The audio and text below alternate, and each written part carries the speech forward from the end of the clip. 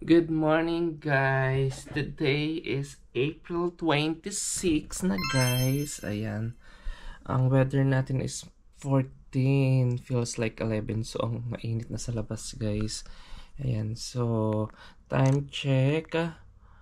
It's 10:21 na ng umaga guys. So wala akong pasok ngayon guys this weekend. So bago na ngayong off ko every weekend na. And ngayon guys, maglalaba muna ako. Magsasalang ako ng labahin ko guys. Ayan na siya. Nakaready na siya.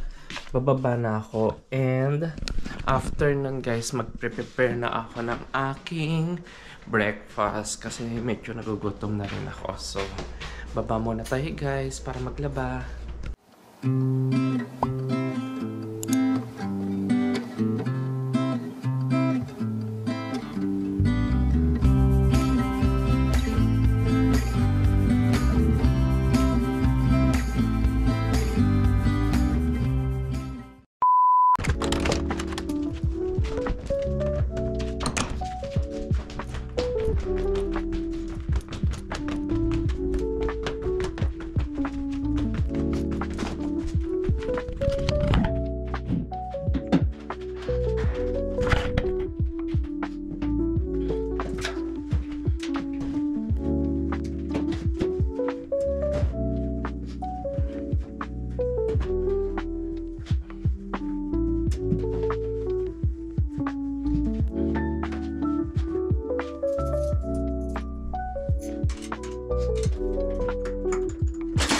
Guys, magluluto na ako ng aking breakfast. So, itong egg, isang egg lang, tapos bacon. Tapos ito na lang guys yung kanin ko. Wala pala kasi akong waffle na, so ubos na. So, baka mag-grocery na lang ulit ako. So, yung magiging breakfast ko. Then, magko-coffee ko ako guys. So, yan. Yung pinakamatagal-tagal ko nang hinahanap na coffee ko na magkaroon sa co-op. So finally nagkaroon na sila. So yun guys, first time ko ulit siya ito try for a long time. So yeah, tapos may saging pa ako dito guys. Ayan. So yun lang siguro magiging breakfast ko today. And magwa-watch lang ako ng mga vlogs habang nag-iintay rin naman ako ng aking mga labahin.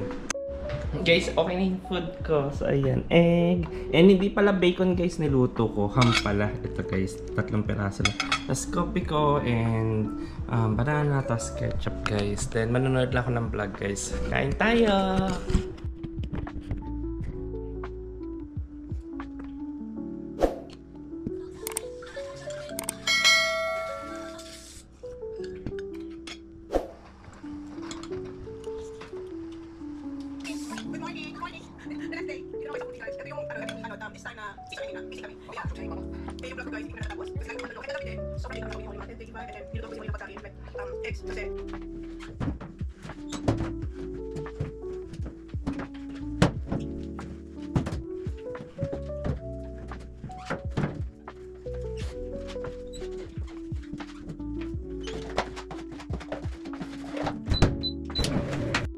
So guys, tapos na akong maghugas ng aking kinainan and na-transfer ko na rin yung nilabhan ko guys sa washer to dryer.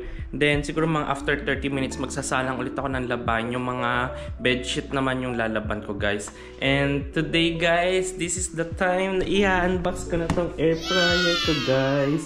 I'm so excited na kasi kahapon ko siya nakuha guys, pero kasi may pasok ako sa work so hindi ko agad siya na-unbox. Pero ngayon wala akong pasok, ngayon ko siya i-unbox guys. So yan. So let's unbox this guys. I'm so excited. Dito tayo guys.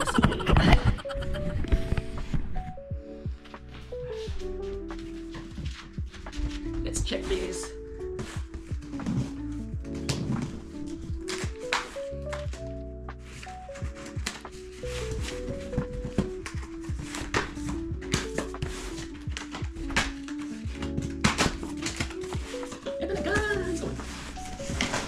May box pa ulit. Ayan. Ang brand pala guys na kinuha ko is Philips. Ito kasi nakikita ko magandang reviews sa Amazon guys. So sa Amazon ko siya in-order guys. So,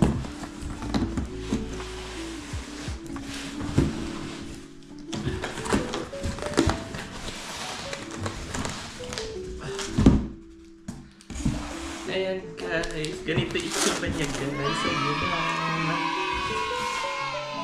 So, okay guys, unbox na natin to. Oh my god, I'm so excited.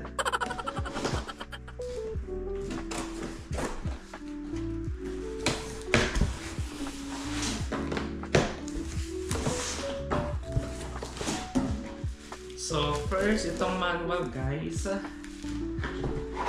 Then, itong cover niya sa harapan, sa taas. Oh my god, kasi lihokan ito. This is it guys! Tada!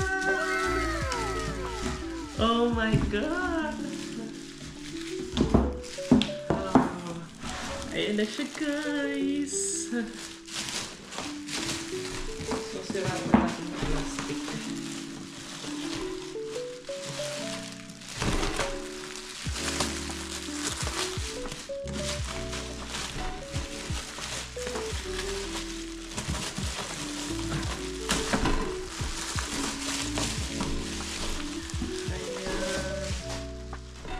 Ayan na siya guys! So ang laki, ang ganda.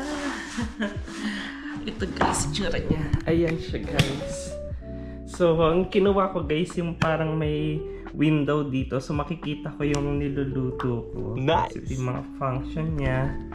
So, check na natin guys. Yung pinaka-basket niya.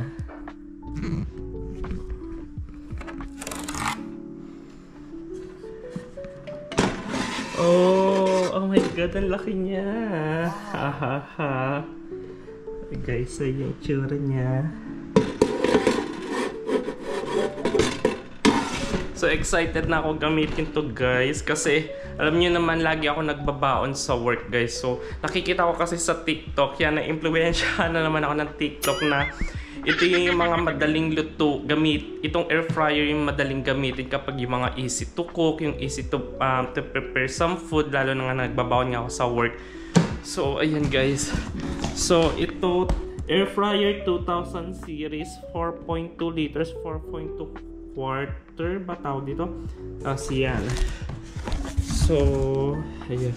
Pala siyang manual. Yung parang ay ito pala meron pala. Ito pala yung manual.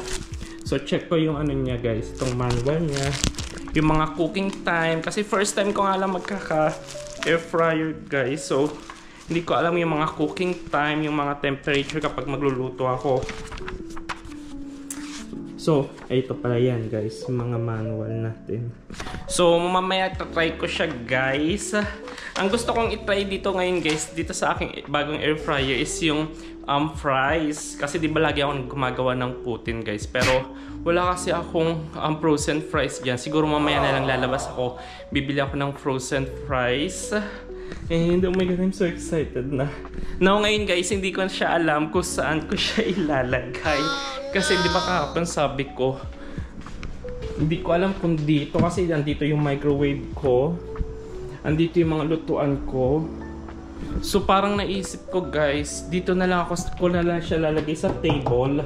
Itong table guys is yung parang na-extend siya. So ilalagay ko yung pinaka-extend niya na dito sa table. Tapos papatungan ko na lang ng karton guys yung ilalim niya. Kasi may plastic cover to guys, ayan no. So papatungan ko na lang yung ilalim ng karton. Marami man ako karton dyan. So para at least doon ko na lang siya ilalagay. Tapos i-extend ko tong table na to. Isasagad ko siya hanggang dulo. And meron tama-tama saksakan dito guys. So baka gano'n na lang gawin ko. Tapos dito yung air fryer. So ngayon guys, isa-set up ko muna tong table guys. Set up ko muna siya. As is na yan, dyan na yan, dyan na yan. Ayoko na siyang baguhin. Kasi maliit lang din naman yung space ko. Dito ko na lang siya lalagay sa table. Siguro hindi naman siya ganun kainit. Titingnan natin mamaya pag na-try natin itong air fryer kung umiinit ba yung pinakagilid niya, yung ilalim niya. Kasi kung ganon, hindi natin siya pwedeng ilagay dito. Or, ewan ko, tingnan natin natin. First time ko lang kasi gumamit nito. So ngayon guys, I'm playing. Nakakatuwang air fryer today. So yan siya. Mamaya ko na lang siya try guys ngayon. Isa-set up ko muna itong table.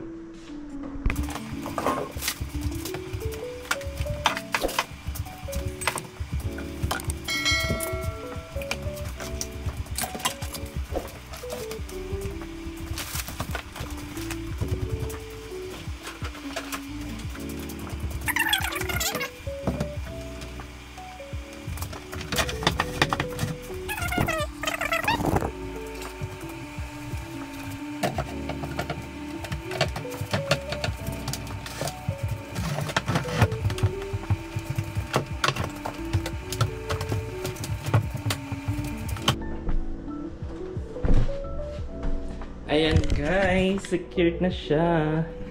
Then, linisan ko muna to guys, table at saka itong plastic. Then, iset up ko na tong table ko guys.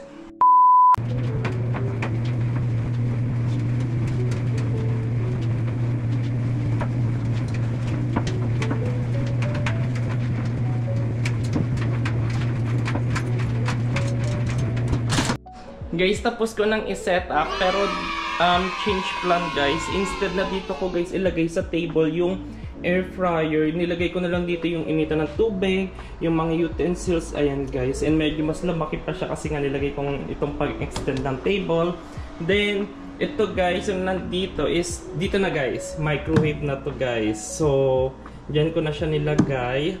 Then, yung nandito guys, andito naman na sa kabila. So, rice cooker. And ito na guys, yung aking air fryer na bago. So, dito ko na siya nilagay guys. Kasi, nabasa ko sa manual guys, dapat hindi siya malapit sa electric stove or heat stove. So, kung dyan ko siya lalagay or dito medyo malapit siya. Kaya dito ko na lang siya nilagay. And at the same time, dapat daw is parang yung airflow niya is walang nakaharang kasi nga syempre air fryer to guys, and yung heat yung init niya guys dapat matibay yung surface niya. So plate plastic dun guys, so baka magka-cause pa ng sunog kung dun ko ilalagay kasi may plastic yung table ko. So dito na lang, mas safe pa dito guys. And yung airflow niya guys, ito yung sa parang init na lumalabas, so dapat may space siya rito, which is good. At saka malayo naman siya sa may water, so okay na ako dyan. I think this is the perfect spot para ilagay ko yung air fryer. Sa tingin nyo guys, tama ba yung ginawa ko? And itong aking toaster, wala na yan guys, itatago ko na yan. Lalagay ko na lang sa cabinet kasi sobrang dugyot. Ayan guys, so sobrang itim na yan guys. And yung toaster na guys, yan ginagamit ko pa yan. Binili ko pa yan simula nung dumating ako dito sa Canada since 2020. Kasama nitong aking rice cooker. Kahit itong rice cooker ko guys, sobrang dumi na rin yan. Pero okay lang, di magagamit ko na. Ito hindi ko na gagamitin kasi pwede ko naman na siyang gawin dito sa air fryer ko guys. So I'm so excited na. So ganyan guys, yung setup ng aking kusina na guys. Ayan. So ito guys, hindi ko rin alam kung magagamit ko pa to. Kasi sa air fryer daw is pwede na rin ako mag-reheat ng mga food. Pero let's see, kunyari pag may mga malalaking, yung mga pinggan-pinggan, baka dito ko na lang gagamitin kasi hindi naman kasya yung pinggan dito guys. Kasi yung ano niya naman, space niya is hindi naman ganun kalaki. Pang ano lang talaga siya sa mga kunyari mga fried. Ayan. So marami na akong pwedeng maluto or malagay dito guys, lalo na sa bawon ko. And dinownload ko din pala yung app nila guys sa Home ID. Ito guys, so ang daming mga recipes na sinasuggest dito. So I'm so excited na pwedeng gawin dito. So yun, dinownload ko yung mobile app nila guys. And ayusin ko lang itong chairs dito at saka dito, yung dalawa lang. Tapos yung mga boxes ko, dagdag boxes na naman, lalagay ko lagi sa gilid. And yan guys, yung nilalabhan ko na guys is mga bedsheet na guys. And matatapos na rin yung una kong sinalang. So after nun, isasalang ko naman sa dryer yung mga bedsheet. Then baka magsalang ulit ako guys. Siguro yung mga towels, ang mga lalabang ko naman sa pangatlo. Kasi maaga pa guys, it's 12:20 kasi maaga nga akong nagising guys. So marami akong time. Kahit papano guys, magiging productive tong araw ko kasi marami akong magawa. Kahit papano nga nakapaglinis ako dito guys. Ayan, nalinis ko yan. Ayan, nalinis ko. So marami akong magagawa today. I'm so happy.